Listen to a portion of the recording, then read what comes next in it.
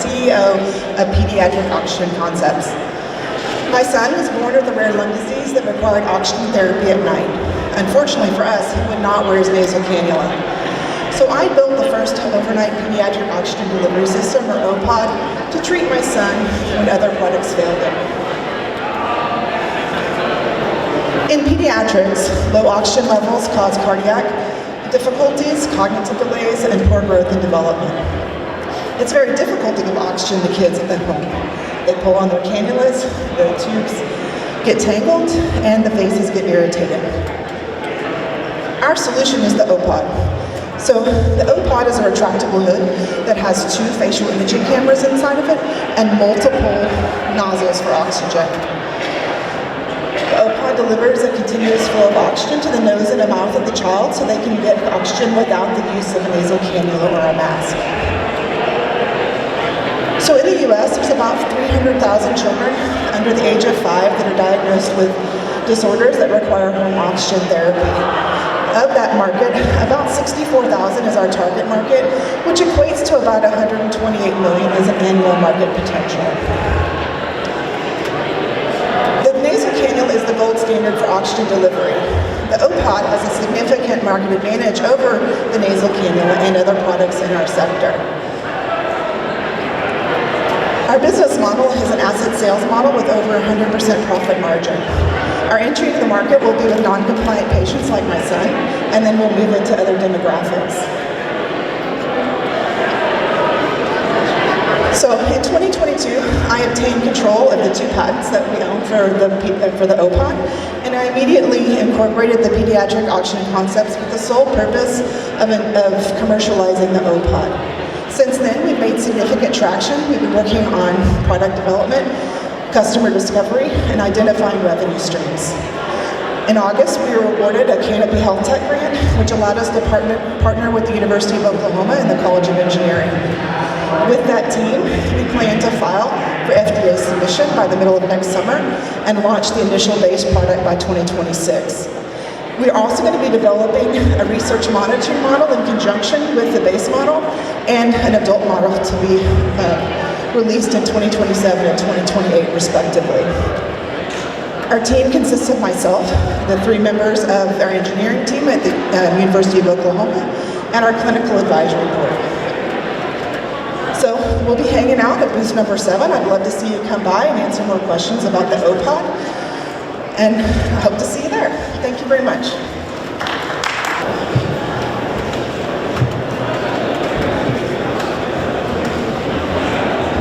You guys can take the mics off if you want.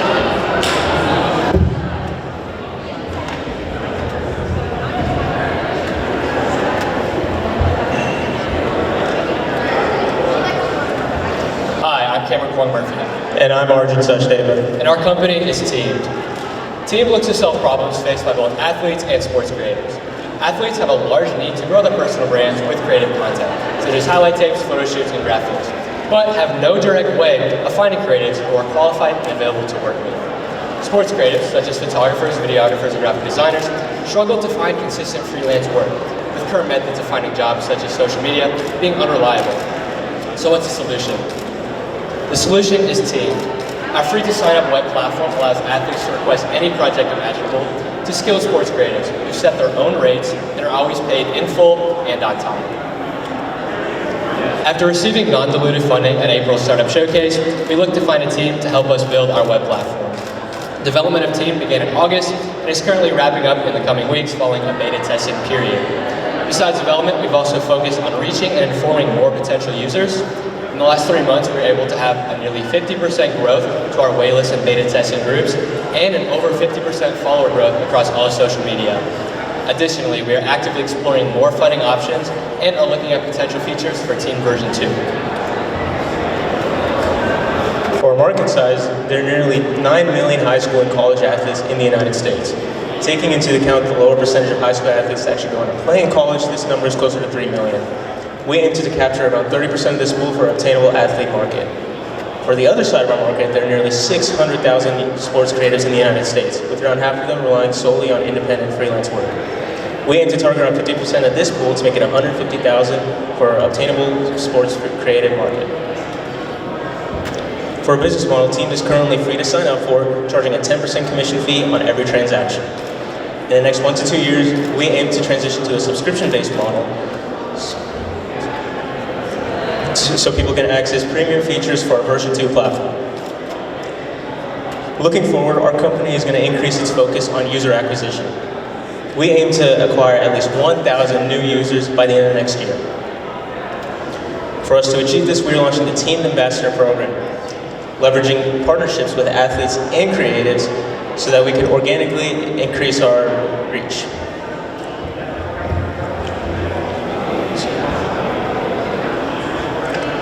Currently, we're looking to secure funding in order to enhance our platform and include features in our V2 model. We're also planning on rolling out a mobile version of Team. Our team currently consists of Cameron Kwong Murphy as our CEO and myself as our COO. Thank you for your time. You can visit the platform yourself at teamdapp.com, and you can visit us at our booth to learn more on how Team helps athletes and creatives everywhere achieve their goals. Thank you. Thank you.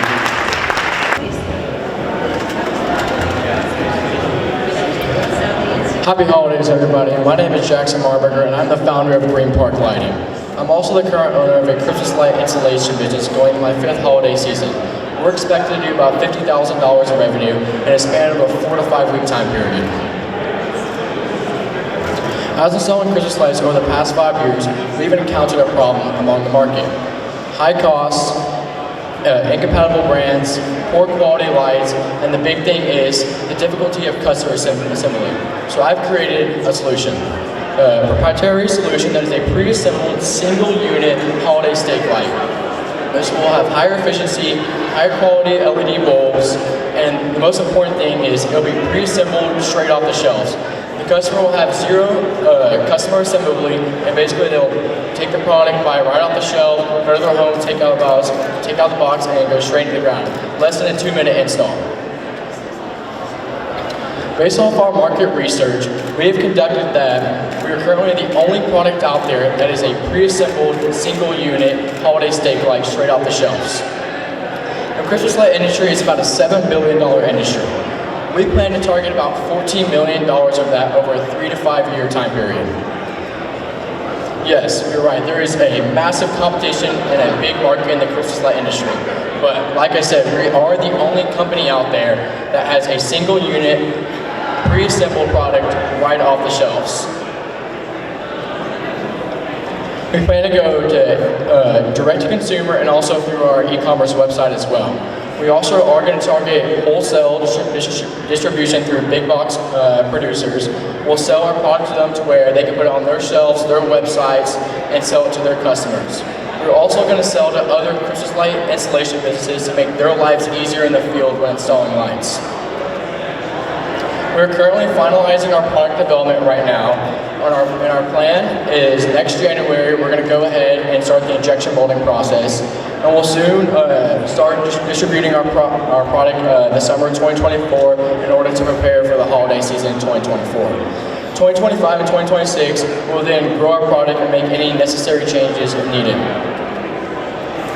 I'm currently an entrepreneurship major and also a finance major at the OU Price College of Business. Like I said, I am a 5-year owner of a Christmas light installation business. Thank you for your time. Feel free to come visit my booth off here to the left at number 16.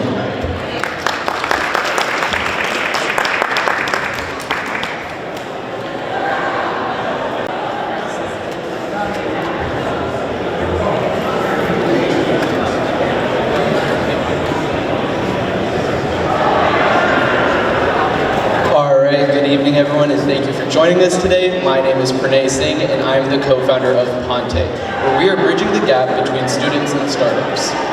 In today's hyper-competitive job market, with companies looking for increasingly skilled workers, 80% of students have reported extreme difficulty in their job search, and 75% of companies have reported difficulty in hiring skilled candidates. As a result, 68% of students have turned to internships as a way to gain experience and build their resumes. However, it's important to note that 66% of students have reported reasons such as time commitment, along with course load as to reasons to why they've been unable to do internships. This, combined with the facts that startups are more agile and lean than ever working in project-based environment, creates a perfect opportunity for us. Our solution is year-round project-based micro-internships. For students, this means access to opportunities at times that work for them. For companies, this means access to top-tier talent when they need it. And for educational institutions, this means higher job placements along with additional resources for their students. At its core, our product is essentially a job board. It connects students with opportunities. In addition to this, we offer a repository of developmental resources, as well as using a proprietary AI-based matching algorithm to match students with opportunities that not only align with their skills, but also with their interests. Looking at the market, internationally, the market for startups and students for job boards is valued at roughly $8 billion. However, we are focusing within the United States, which is valued at $850 million. And with the next 3 to 5 years, we believe that we can capture $25 million worth of this market. We are the only people doing this today. Our company is the only one doing micro-internships specifically focused for startups and early-stage ventures. Due to this, we will have a first mover's advantage into this market and be able to scale from there at a faster rate. As for our revenue model for students, we plan on charging for additional development and recruiting resources along with personal coaching. For companies, we look at utilizing a freemium model for listings along with paying to boost their listings. And for educational institutions, we plan on selling an enterprise solution to schools that has full access to our platform. As of today, we've completed our customer and product market fit discovery and have finished our MVP. And we plan on having our initial launch in early 2024. By mid-2024, we aim to have 600 students and 300 companies onto our platform. By late 2024, we plan on launching the enterprise version of our solution, and by mid-2025, we aim to have 20 small to medium-sized schools using our platform. Between my co-founder and I, we have had 6 different internships across 4 different industries. We're building a solution to a problem that we're familiar with. And so if you're ready to change the future of jobs, please scan this QR code or come talk to me at my booth. Thank you.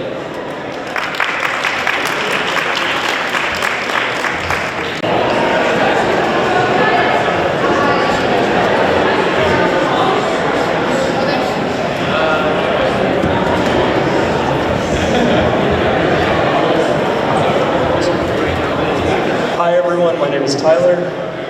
My name is Luke. And we're Turnstile. On any university campus, you wouldn't be shocked to find a student trying to sell some amount of items like textbooks, tickets, dorm appliances, etc. But what is shocking is that there's no app or platform that caters to this specific student need. What this means is that students will end up flocking to apps like Instagram, GroupMe, Facebook Marketplace, where they have to endure a difficult-to-use interface, scammers, and an overall decentralized experience as they list items on multiple platforms. This is where Turnstile enters the picture. Turnstile is an easy-to-use mobile web application designed to help college students safely and efficiently buy and sell secondhand goods. It's, in essence, a student marketplace. Alright, so as far as the products that our feature offer, that the competition does not offer, we have a two-way review system. So if I buy something from you, we're both rating each other. So eventually that leads to mutual trust in that if I have a bad rating, you know that you don't want to buy or sell things with me. .edu email verification leads to a situation where every student only has one account. So a big problem with GroupMe is that people who scam will just make another account and join the group and continue scamming people. We get around that by having .edu email verifications that everyone has only one account. Additionally, we have an offer-based negotiation system to make it way easier to sell than any of the competition. Dealing with multiple people on Instagram or GroupMe is a major pain and is something that causes a lot of people to use other platforms. So as far as our market size goes, there's 15 million undergraduate students in the United States, 8 million of which are in the southern regions and the Midwestern regions. So our market research has indicated that about 25% of students at OU currently use GroupMe to buy or sell tickets. So that's 1.8 million students. It's important to point out, sorry about that. It's important to point out that just based on ticket sales alone, with the sheer volume of ticket sales here at OU, if we were to charge a 6% fee to guarantee ticket sales only, That would equate to $3.2 million of revenue that we can reasonably expect to realize in the next 3 to 5 years, based solely on ticket sales. So you may be wondering, that's our market, but what does our competition look like?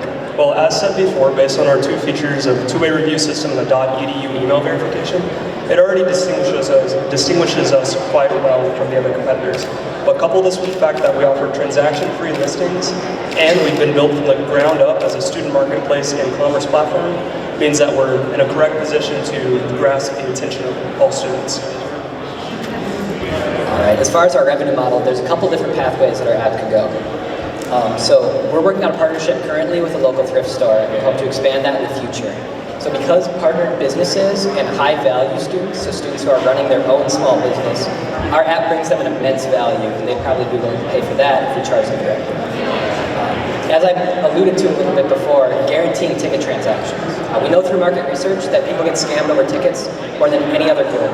So if we had a guarantee where even if you were scammed over a ticket, you'd get into the event, people would pay directly for that. And another idea is to buy and sell common items as their price changes over time. So you're probably wondering about momentum that we do have now. In September, we were able to launch an OU, a soft launch, and with minimal advertisement, have picked up 65 users in just under 3 months. We're working on a partnership with a local thrift store that we hope to hash out within the next month. And then we will implement a secure ticket transaction system that we may or may not be able to charge for. After that, we hope to expand local partnerships while building both buyers and sellers for the two-sided nature of our app, which will lead us to a good position to launch in other universities in summer. And this brings us to our final point, who are we to be creating this app? Well, Luke and I are both junior computer science students here at the University of Oklahoma, which means we're in a unique position to respond to this company and applications need at a moment's notice. So, thank you. So sorry, and if you have any questions or anything, we'd love to have you at our booth. If you'd like to see our landing page, that's our QR code.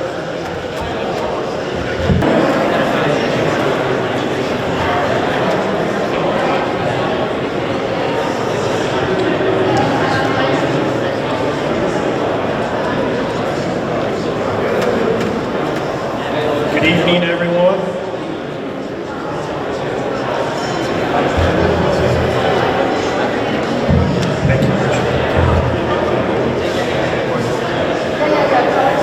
Welcome, everyone. Thought I was at a fly fishing seminar.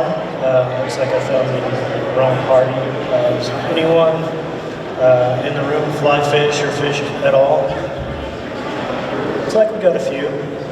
Well, I'm going to be your fishing guide through this presentation here. So hang in there with me. I tried to make it as fun as possible for everyone. Our whole goal with M&M Fly Fishing is to make it easier for new consumers. The industry is very watered down. My goal is to take the science out of the fly fishing challenges that are out there and make them easier. I don't want folks to get on the water and spend their day not catching fish. So we developed some products that I think will really help consumers catch fish. More than anything, we're a customer service business. As I mentioned earlier, our goals are to get people on the river and catch fish. I'm personally not a biologist, and a lot of that goes into fly fishing, trying to match the hatch, understanding where the fish are. I want people to buy a decent size or a decent starter fly rod, get on the water, spend time catching fish. One of the products that I've developed is a spinner that is able to attach to the fly rod. Now when you're fly fishing, you're throwing out the line and not something heavy on the end of it. So the spinner has been designed to really target trout species, trout, typically our predator fish. We have a blade on our little spinner component that gets it down in the water column, really to get them to see, attract, and hit the spinner. The spinner, you can change the blade on it to whatever blade you want. There's not another product like that on the market, and it's very easy to change out the fly. Normally I put on a fly pattern that mimics a leech or a minnow pattern. You can put a grasshopper or a pretty line. There's about 55 million people that participate in the U.S. in recreational fishing. The fly fishing communities, about 8 million. Through my website, I'd like to hit 600,000 people the first year buying some of my fly fishing spinners. This is currently the competition on the market. The fly on the top is a Joe's fly. Good product, catches fish. The bad part about it is you look at that rig and there's 3 hooks on there, so hey, you gotta have a hat, glasses and all that kind of stuff on so you're not catching yourself, but it really tears up fish when you use their product. The second product we got on that list is called an Idaho spinner. Great product again. You can put any fly on there. It's a pain to put it on there. The last one is a pistol Pete fly. Very similar fly pattern to all of these, and it incorporates a liquid and flash. So those are some of the competitors that we're up against. Revenue, business to consumer, looking at a lot of business to business stuff, working with fly fishing guides. Eventually, turning those consumers that are actually happy with spending the $300 on fly fishing gear, to learning more about the entomology and the biology of it. Milestones, pretty simple. Working on right now, getting the business up and running. Working right now with attorney to get patent, copyright, all that kind of stuff. Working with a marketing specialist in the industry to get it to the appropriate people. Hopefully go, fully live in February. This is a team, basically myself, and business is M&M Fly Fishing after my twin daughters, Molly and Maggie. Basically started the business as a hobby a couple of years ago, and been kind of trying to develop it into another revenue stream for our family. There's the product in action. You can't have any better sell than that, fish in the net. So, anyone have any questions, feel free to stop by. Happy to answer any questions. Fly fishing is a unique opportunity.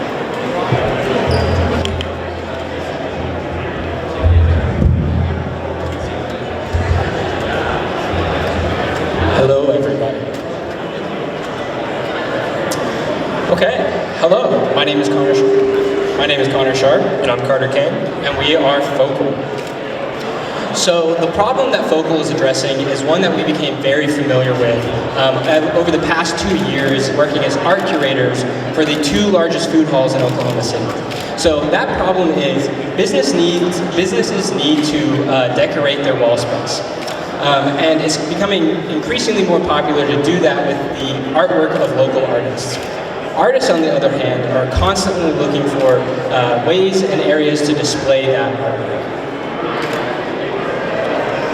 So the solution to that problem is Focal links the artists and the businesses together to create galleries inside those businesses that draw in customers and sell artwork. So, introducing Focal. Focal is a two-sided platform that connects local artists with businesses that are looking to sell their artwork. And we handle all the logistics involved. So the opportunity in this market is one that's being addressed by both businesses and artists. So we think we're segmenting our market down into artists that are wanting to sell artwork and businesses wanting to display artwork in the 10 largest metropolitan areas. And we think that is a total market value of $18 million. So yeah, here's a look at our competition as well as what differentiates Focal. So if you see on the bottom here, we have Artsy and Artwork Archive. These are two other tech solutions also in the art space, but what we're really up against is the status quo. What these businesses and art display artists are already doing, such as spreadsheets, finding each other on social media, using Venmo and PayPal for transactions. What differentiates us though is that we're accessible, we're easy to adopt, we're community focused, we're really hitting hard in the local art scenes, and we're all in one, meaning that anything to do with local art display is meant to be done through Focal. Here's a look at our business model. So we're a SaaS company for artists and businesses, and we're going to offer a tiered solution. So we'll start with a freemium, and then if they choose to upgrade, pay monthly for a premium account, then they'll have advanced features. A look at our traction. We have over 100 artists on Focal. They have uploaded over 500 artworks, and that has come to a total of over $275,000 worth of art. We've partnered with a little more than 10 businesses, and we've done this through ongoing beta programs. So we launched our artist beta back in October of last year, and we just launched the business beta last month, and we're continually growing users from that. Next steps, so we want to grow our user base more in the next 3 months, and then we want to launch the paid version of Focal, fundraise, and then we want to launch in new cities such as Tulsa, Dallas, and Austin, Texas. Here's the team, myself, Carter Kane, Connor Sharp, Sam Fletcher, who's over at our booth. Like Connor said, we've acted as art curators for the past year and a half in 2 of our pilot/beta partner businesses, and that's where we've really been able to dive into this problem and get the unique perspective from the artists, from the businesses, and the art buyers. Check us out, scan this QR code if you want to visit our website, visit us at our booth, we'd love to talk to you some more, and shop local. Thank you guys very much.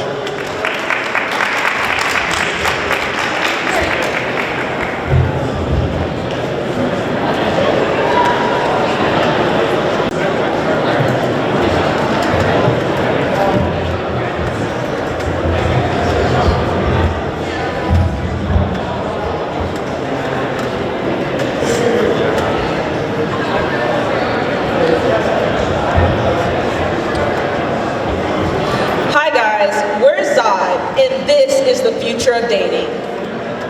There are so many dating apps on the market.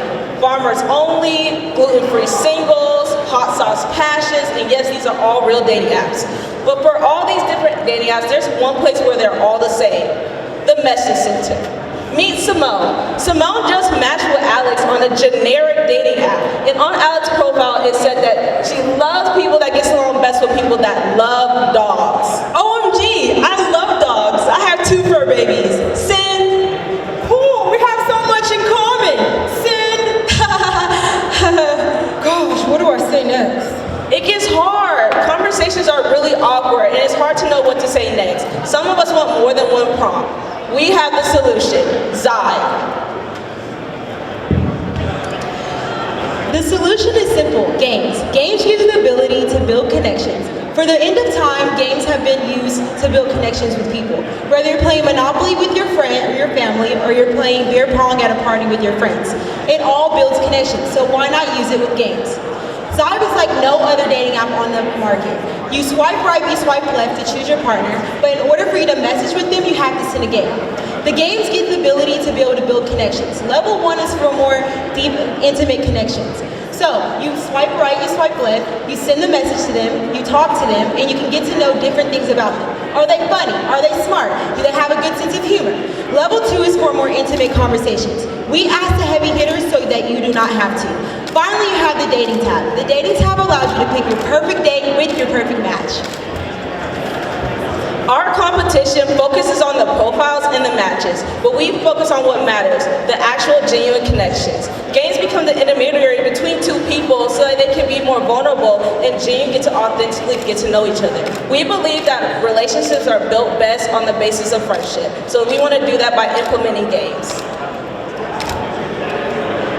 Games are a $2 billion national industry and a $5 billion global industry, and we can acquire 10% of that market. Our users are looking for genuine connections to build with their partners, and within the next 3 to 5 years, we plan on obtaining 1%, which equates to $20 million. For our revenue strategy, our revenue is like no other dating app on the market. We have 3 different avenues. The first being a subscription service where users can pay for boosted profiles with more likes and access to more games. We also have individual premium games for purchase and opportunities for local businesses to post on our date night tab. So far, we have completed 90% of our app and acquired a technical advisor with over 20 years of experience. We have also started a singles event group that has over 300 members in the Oklahoma area. In the future, we will launch our app in January. We have been working with 3 different single event hosters, and we want to utilize them to help promote our app, as well as the OU fraternity and sororities on campus. We hope to implement this marketing strategy throughout the rest of Oklahoma and then the nation. My name is Simone. I'm getting my master's in HR, and I have my undergrad in business marketing, and I will be leading the marketing efforts. My name is Alex Maglock. I have a corporate communications major with a minor in political science, and I also have a master's in communication and rhetoric. I plan to go to law school, and I'll be leading the operational. My name is Sydney Washington. I have my master's in accountancy, and I have 1.5 years of experience in the oil and gas industry in accounting. Thank you. Thank you. See us at our table. Come to our table!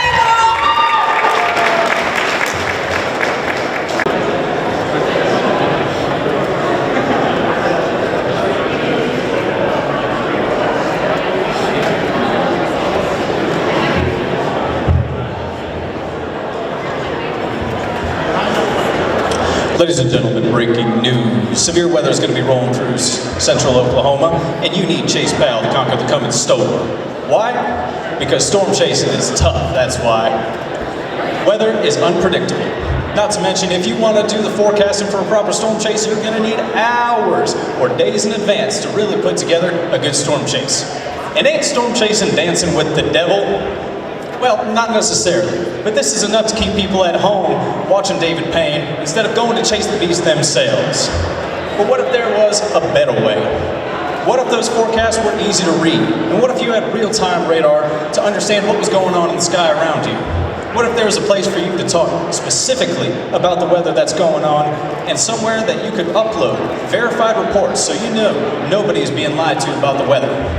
That's what Chase Pal does. We give you those easy-to-read forecasts that you can read over breakfast. We give you the community to chat with your friends about the storms that are coming through that day. And we give you those verified reports in the form of social media posts. Snap a photo, upload it, verify for yourself about the weather that's going on. Now let's talk about the market for something like this. The weather app market's worth about $780 million worldwide, and $200 million of that is located here on the Great Plains of the United States. We want to target 10% of that market and have 500,000 users on this app in the next 5 years. Now, I know, you're thinking somebody's got to be doing this already, and although there's no competition, the real threat's in the substitutes, but we can blow them all away. The real threat is going to be YouTube. People will sit at home and watch YouTube videos instead of going to see the real thing, and it'll keep them on their couch. Now, they could use something like Radar Scope or products from the Storm Prediction Center, which are great products to use, but if you don't understand them, you can't safely use them. Chase Pal will take care of all of that. Now, I know, we got to talk about the money, folks. Tiered subscriptions are going to be the primary driver for revenue from this app. You want to use the chase mode with the live radar and get the forecast? That's an annual subscription for you. Furthermore, we're going to have the opportunity to place your content at the top of the feed for a small fee. And those verified reports that I talked about for social media, well, those can be sold back to the National Weather Service in the event that they do a post-event analysis. In some cases, they can't get their own eyes on the ground to see a storm. That's what these are for. Now let's talk about development. We've already got a version 1 website out with some of the most basic features, including those forecasts. But over the next year or so, we want to work on a version 2 with more complete features, including that social media. And we need a full year to go and test it, because if we're going to be putting people out with these dangerous tornadoes, we got to make sure that they have the best product available. So we're going to be targeting the launch of January 2025, just in time for the 2025 spring chasing season. But who am I to be talking about this? Well, my name is Charlie Reynolds. I've had 3 years of education in the meteorology program at the University of Oklahoma, and if you couldn't tell, I am an avid storm chaser with some connections in the community. We have the ability to make this happen in due time. Folks, need I say it again? The perfect storm is brewing, and Chase Pal is going to help you conquer the storm. Now get out there and chase it.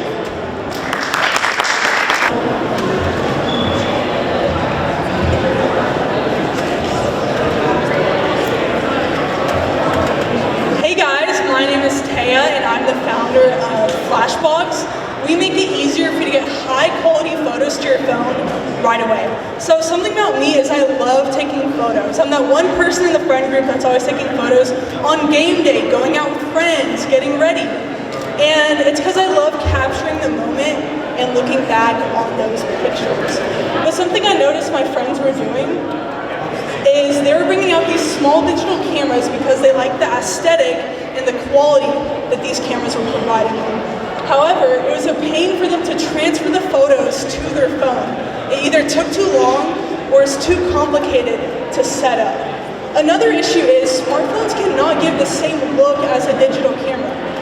As you can see on the picture on the left, it's just an average looking phone picture, but on the right, she looks like a model, looks like a cover of a magazine. And it's because digital cameras have a different type of flash, a bigger sensor, and a bigger lens.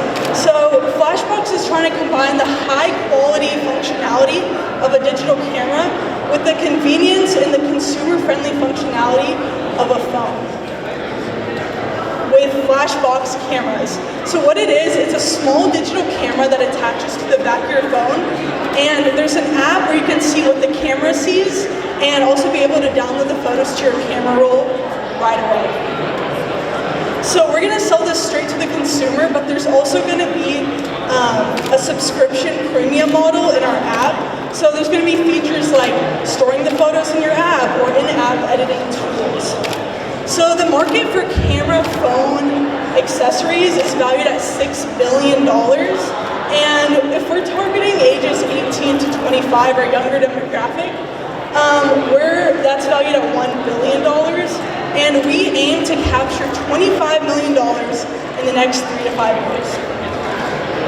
So how do we stand out compared to our competition? So traditional cameras, they have really good high quality photos, but they do have a learning curve and it's harder to transfer. You either have to wait till you get home or get an SD card reader or set up the Wi-Fi, which takes a while. And then smartphone phones, it's really easy and accessible, but they don't give the same quality as these digital cameras do. So Flashbox combines the best of both worlds with that, with giving high quality photos and fast and easy transfer. So what I've done so far is I've validated the market with customer discovery interviews, and I've also created the first alpha prototype. And the next steps are to build my technical team, build the second prototype, file a patent, secure a manufacturer, do some customer testing, and then eventually launch to the market end of next year. So as the founder, I have experience in photography because I have my own photography business. So I understand the aspects and the technical aspects of cameras and photos. So yeah, please come to my booth if you haven't. I have the physical product there, and I can show you more of the differences between smartphone cameras and digital cameras. Thank you guys for coming.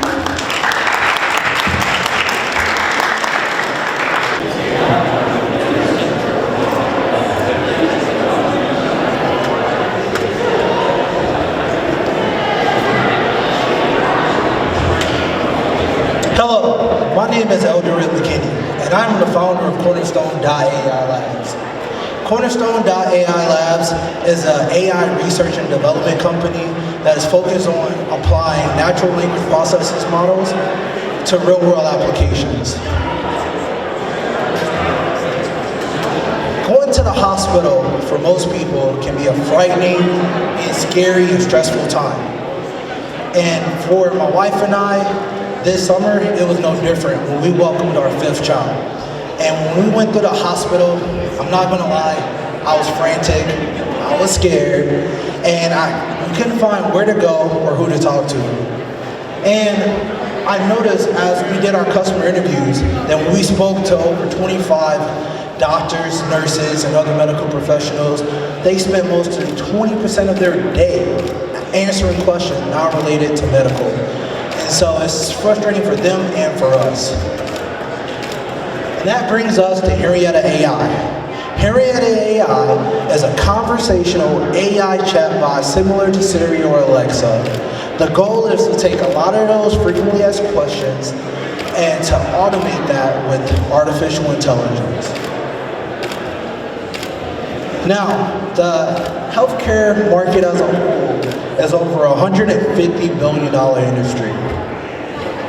With chatbots and AI, it's a $1.7 billion industry currently, and it's expected to grow to over $13 billion by 2030. And our goal is to capture at least $20 million of that within the next 5 years. As far as our business model goes, we plan to offer a subscription-based, tier-based business. Our goal is not to just put one kiosk at the front door, but to have multiple kiosks and Henrietta AI kiosks in every room, every department. So this could be a per kiosk basis. Now, as far as competition goes, there are a competitor that we found. They're not directly in our industry, but they make kiosks. There is also OpenAI as well that could be a possible competition that can enter into our industry. As far as traction goes, earlier this year, we actually were able to build our MVP, acquire 2 small businesses to sign up as customers with us. And then in October, we decided to actually make a pivot.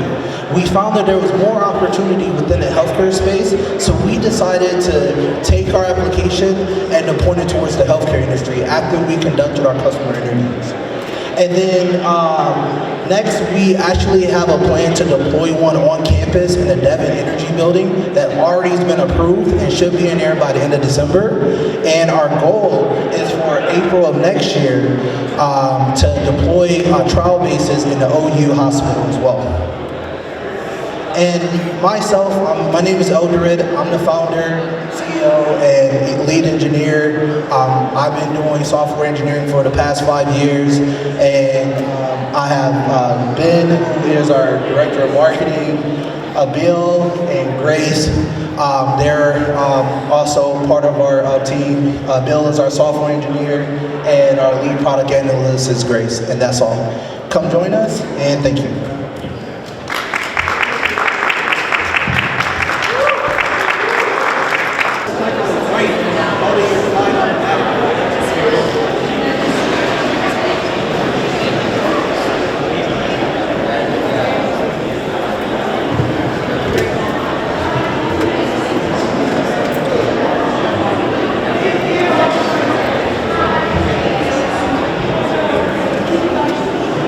How's everyone doing today?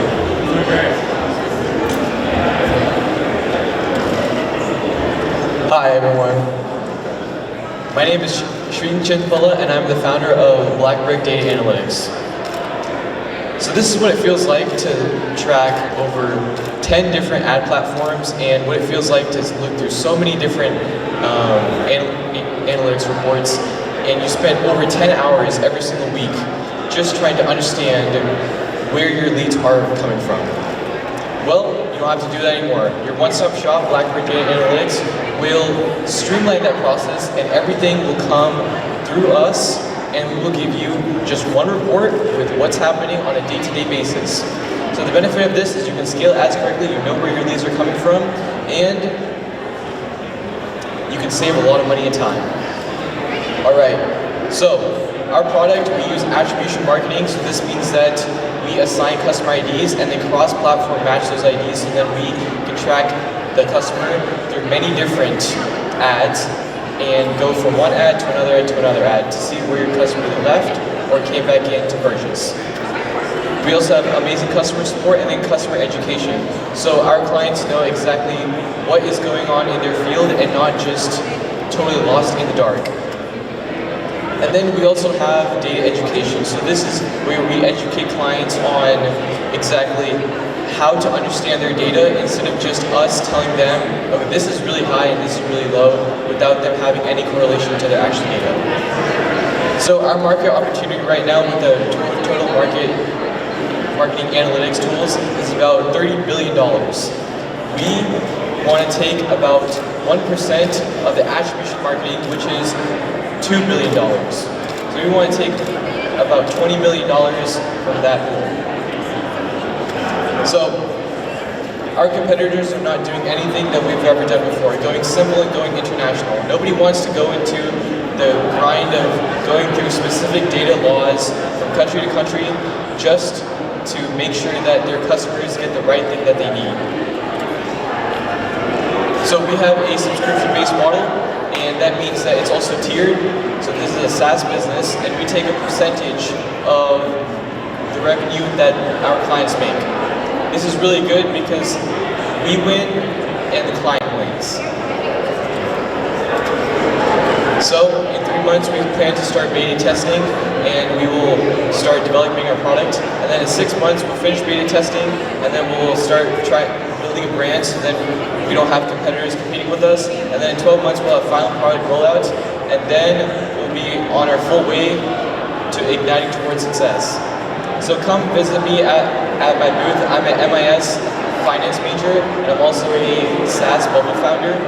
And you can also come win a free printer. Thank you.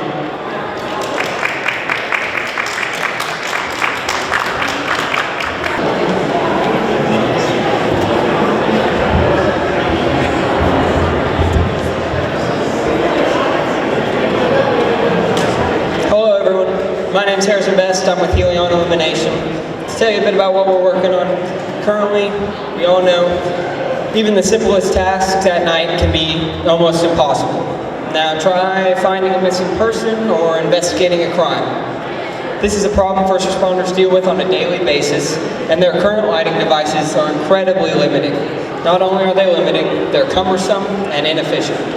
I know personally, if I was missing, I'd want first responders to have something better than a flashlight, which leads us to our solution. A lightweight lighting system that's rapidly deployable from a drone. It also provides ample light from above, and because it's airborne, it means it's incredibly mobile, which means it can adapt to whatever situation that it's flown in. To tell you a bit about how it works, we have a modular attachment system, which allows us to rearrange all the key components for any type of drone, as they're all many different shapes and sizes.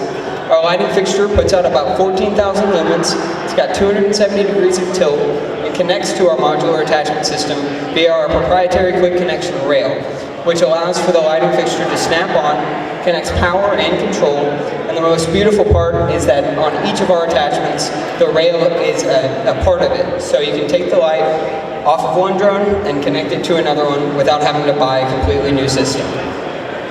To talk about our market opportunity, in Oklahoma and Texas, just focusing on first responders, we're looking at 22.2 million. If we expand that out into the entire United States, we're looking at 147.8 million. And if we open it to our other markets in entertainment, defense, and private consumers, we're looking at $1.69 billion. How do we shape up against the competition?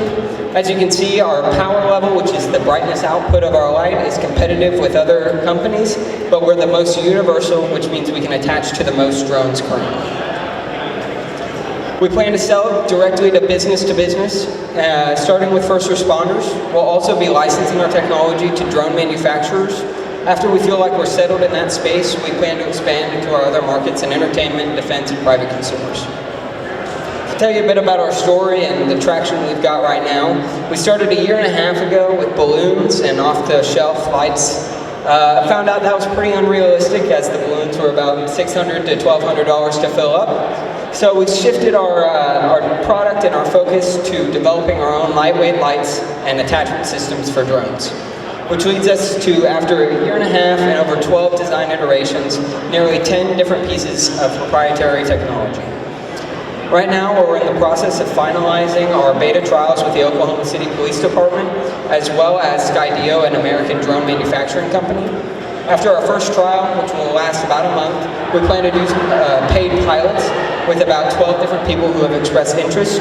These people are from all sorts of backgrounds, including law enforcement, emergency management, film directors, and storm chasers. To tell you about our team, like I said, my name is Harrison Best.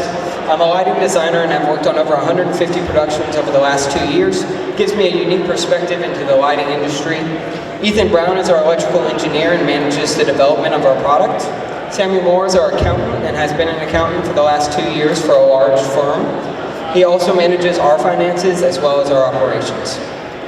We'd love for you to come stop by our booth, scan the QR code, visit our website or visit our social medias.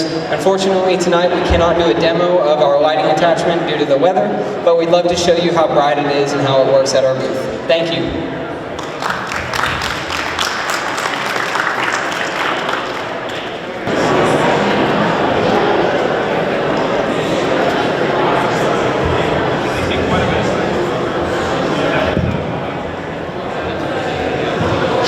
My name is Lalon Henderson. I am the founder of No Symbol Clothing Company, where symbols are for interpretation and not definition. So I have a girlfriend, she's about 5'2". She likes to say she's 5'4", completely a lie. And she's a more masculine individual or tomboyish, so she prefers to wear unisex or gender-neutral clothing. She doesn't really like women's clothes because although it fits right here at the bottom, it really accentuates maybe your bust, gets tied around your waist, just something she's not really interested in. So, about our 6th date, I realized she really only has 4 outfits that she wears on repeat. No judgment, but I obviously asked her about it. And she told me that basically all of the clothes she likes just don't fit her. They're too long and cover her shorts, the sleeves touch her elbows, she just feels very swallowed up in her clothing. So that's when I realized unisex clothing is manufactured to fit male anatomy. So my solution was to create a unisex clothing brand that considers women in its design and style. So the unisex clothing market in the US is valued at $640 million. Now you take 13% of that, which would include both Gen Z and early millennial women, that would be valued at $83 million. My company wants to take just 5% of that market, which would be valued a little over $4 million. So research has shown that 50% of Gen Z have already bought clothes that are considered unisex or outside of their gender identity. In fact, since 2021, clothing searches for the terms unisex or gender neutral had increased by 33%. So there are some competitors in this market that focus on shorter individuals, but they were able to accumulate $2 million in revenue just in the year of 2022. However, they are focused on more of the male audience, while I would be focused on the female audience, which is a bigger population.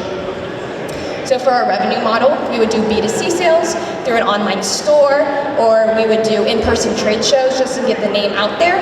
Then we would provide a mystery box, which would just basically be a box set at a fixed price. It would help us get rid of old inventory, and then we just ship it to them.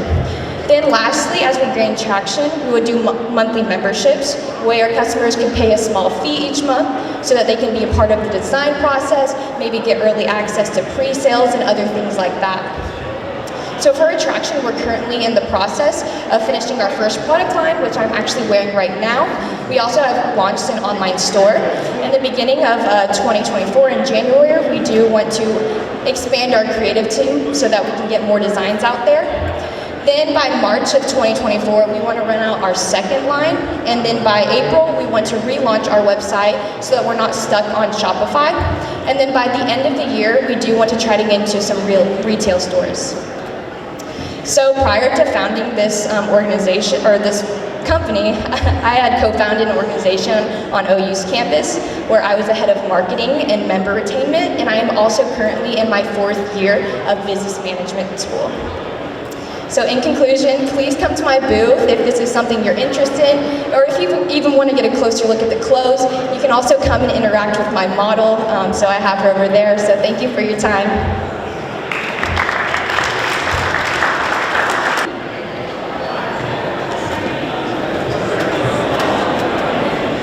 Hello everyone, my name is Raid and I'm the founder at Chronologic. And I have a quick task for everyone, okay? Can everyone bring out their phones and try to set an event on their calendar? I'll give you 5 seconds. 1, 2, 3, 4, 5. Could anyone do it? Probably not, because it takes way too long to set an event. And guess what? That time adds up. Specifically to 3 years of your life. 3 years of your life that you waste staring at your phone, trying to set an event, which you could rather be spending with your family, learning a new skill, going outside, I don't know, whatever you want to do, you know? But why waste your time trying to save your time? So at Chronologic, we want to give you 5 seconds to plan, 5 seconds to reschedule, and 5 seconds to set your goals. Everything in just 5 seconds. How? It's pretty logical. We have a chat box that we've all been using in our favorite AI software nowadays, and it just connects to your calendar. You write something in the chat box like, clear my Saturday, and it just does that. It's that simple, it's that easy, it's that quick. And look, I know we're all here for the food. So is Chronologic, okay? We plan on taking a big bite out of the productivity and collaboration industry. Specifically, our total addressable market is 29 billion, out of which we take 15% as our serviceable addressable market at 863 million, and out of which we aim for 3% of our largest competitors' market share, which comes out to 129 million. This is very doable, and we plan to take this bite in the next 4 years. And of course, to take our bite, we need our fork and knife, right? How do we do that? We have a token system. A lot of software nowadays uses tokens to allow a functionality of something. So one token allows one use of our chat box. Full functionality, but you only get a limited number of tokens, 5 specifically when it's free. So you subscribe, and then with that you get unlimited uses of the chat box. And lucky for us, we are not the only ones that are hungry. So people want our bite as well. Specifically, a lot of calendar solutions currently are more standardized and more manual, specifically Google Calendar and Apple Calendar, and the ones that are more automated are still more standardized. They're not built for you, they're not built to be personal. With Calendly pushing up to more of a personalized edge. But Chronologic, we want to be a personalized calendar that's trained for you and made for you. So, of course, we brought our ladder to the top of the table, right? Right now, we have an MVP created. In the next 5 months, we want to launch our software on mobile platforms, and we've already begun working with OU and their startup development studio. We have in year 2, we want 100,000 paid users. By year 3, we want to grow into the office market space and tackle that industry as well. And by year 4, we want 15% of our attainable market, something we believe we can absolutely do. So, this is me. I am our team. My name is Raid. I'm an avid calendar user and frankly, an absolute hater. I'm certified in multiple CS languages and I've been coding for the last 5 to 6 years of my life. And I'm a former nonprofit founder, so I have that business know-how and the technical know-how, and I want to put them together for Chronologic. So, y'all, let's come together and waste time living, not planning. Thank you.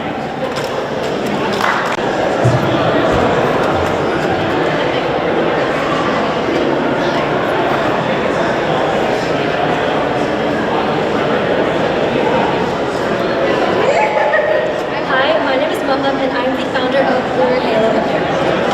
The current women's clothing industry fails to achieve inclusivity amongst the 4.3 million women who prefer to dress modestly. With upcoming and ongoing trends such as cropped and shorter clothing, it has become even harder for those of us who prefer to dress modestly to continue dressing that way. Not only is it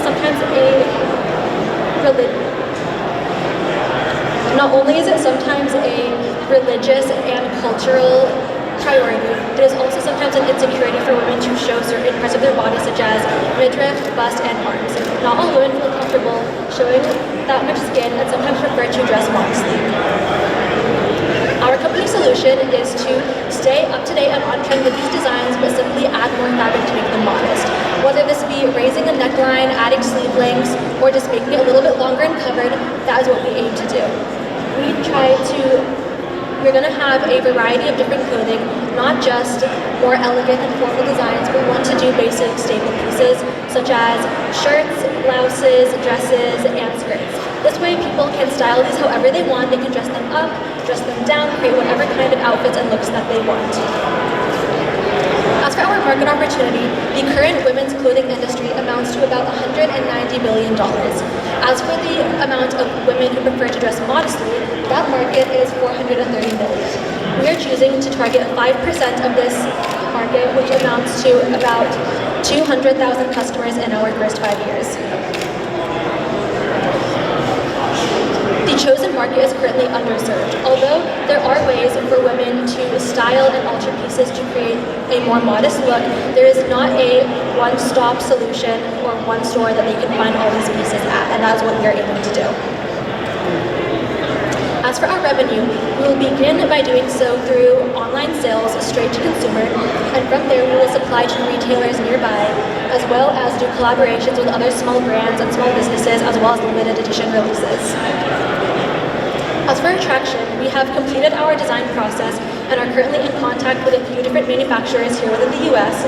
And once we have begun our production process, we will send out pre-order links to a few members, as well as let them know when these are ready for them to purchase and launch our officially stocked website. As I said, I'm the founder, but our team will begin to grow once we have secured manufacturing, as well as we will then grow into market and finance. For more information, you can scan this QR code or come visit me at my booth. My booth is booth number 7. Thank you for your time.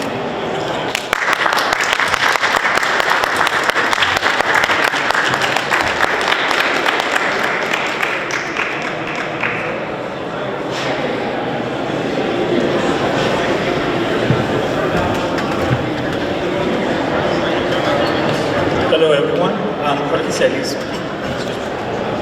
I'm the CEO and co-founder of American Prime. Our founding team is composed by me, Dr. Shamin Shao, who's an expert in remote sensing and plant biophysics, Dr. Jeff Becerra, expert in weather forecasting.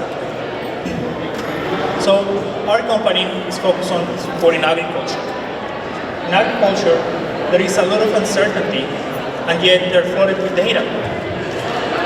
Producers are suffering from time, cost, labor shortages, and lack of relevant insights.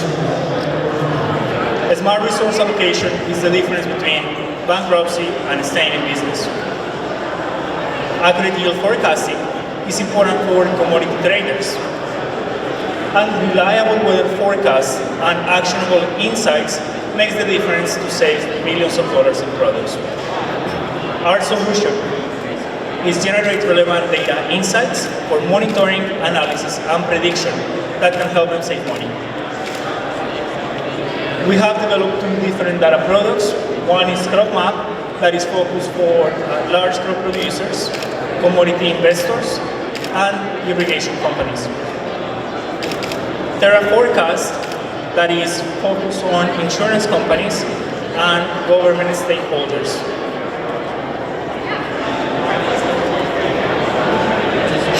So we are a data analytics company. The current market is $2.2 billion. We have been focusing on sugarcane and large row crop producers, as well as investors like hedge funds that work with the commodity trading. The competitive landscape is flooded with companies that produce data, but this data is not successfully included in the operations of producers. There are also some consulting companies that support agriculture. Our differential factor is that we take into consideration the customer's input to develop different forecasts of the outcome of their decision making. In some of an early traction this year, we have raised $50,000 to support our customer discovery. This has helped us to make sure that we are building a solution that is addressing the actual needs of the market. It also has helped us to identify different early adopters and start a business relationship with them. currently, we're working with an oilseed producer that has more than 30,000 acres of agricultural land in Oklahoma and Texas, helping them to prevent more than, where we have the goal to help them to prevent more than $1.5 million of annual losses that they have. In addition, we have been in contact with the Oklahoma Farm Bureau, where they recently featured our company, helping them to support their insurance branch. Thank you so much, and if you have any questions, I would love to see you at my booth. Thanks.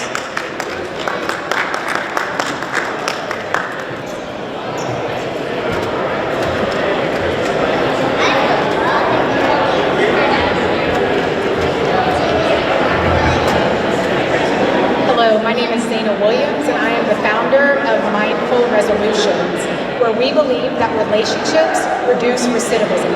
What is recidivism?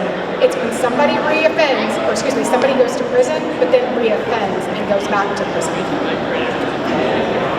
The problem can be summed up in 2 words: prison pipelines. There are 3 different noted prison pipelines: the foster care or congregate care prison pipeline, poverty, and school suspension and expulsion.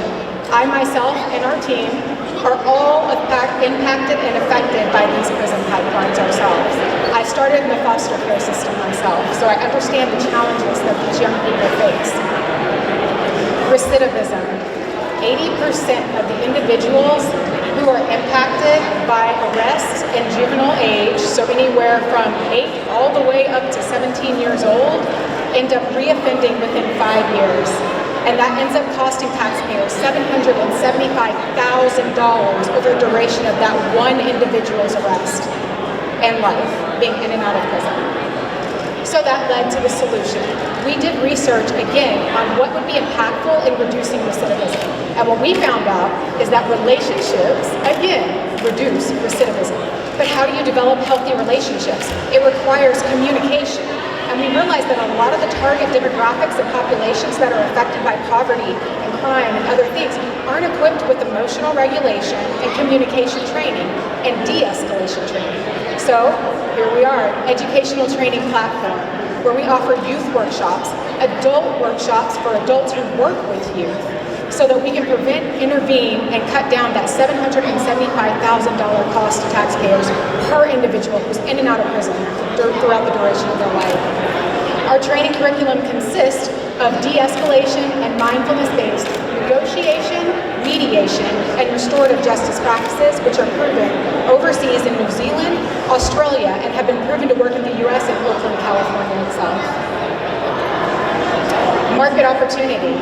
There's 1.5 million US nonprofits presently, and 57,000 of those are youth-based nonprofits. Our intention is to secure 1,700 of those nonprofits with contracts at $15,000 per contract, which gives us a $25.5 million estimate in our sales. And that's only 3% of the market share, by the way. Our competition, we have MAB training, which is Managing Aggressive Behaviors, Positive Behavioral Intervention Supports, Restorative Justice Institute, and Trauma-Based or Trust-Based Relational Intervention. I have attended training for 4 of 4 of these, and I'm a practitioner in 2 of these. And the distinctions I noticed for Mindful Resolution versus them is that we have credible messengers, so we've actually walked a mile in the shoes of the individuals and patrons that we serve. Additionally, we are restorative justice-based and mindfulness-based. Our revenue model, so who do we serve? We serve nonprofits that work with youth, schools, and any government entities that work with youth in general. We are a business-to-business model where nonprofits will secure grants from foundations or government entities, again, to fund for our training.